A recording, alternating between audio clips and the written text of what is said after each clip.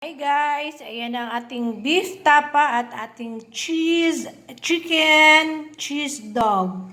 Ayan ang ating beef tapa at ang ating chicken cheese dog. Ayan, napabayaan konti. So ayan, ready na ang aking lamisa para sa aking mga mahal sa buhay. Ayan,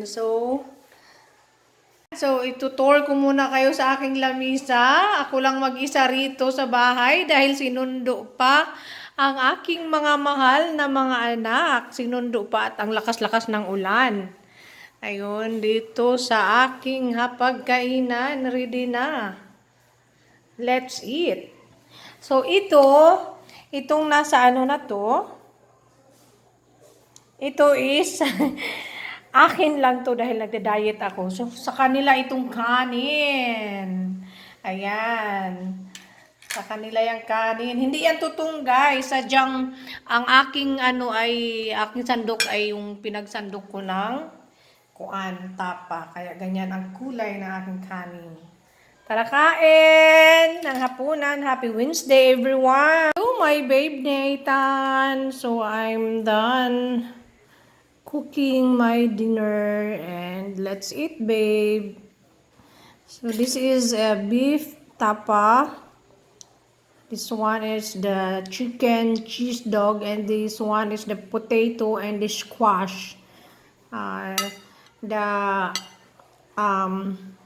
boiled or the steam or boiled potato and boiled squash.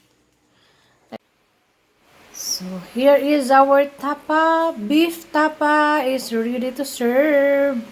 At ayan pala, nagsasaing ako para sa aking mga bisita na mga anak ko. Ayun. And, sa ibabaw ko nakita nyo may squash ako dyan at may potato, yung patatas. Para akin po yan. Kasi alam nyo naman, nagda-diet ako. Cherries. So, ito naman ang ating CDO hotdog. Chicken hotdog.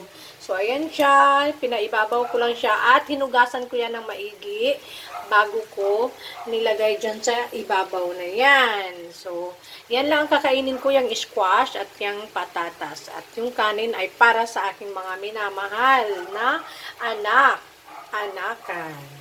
At aking mga kapatid. Ayun.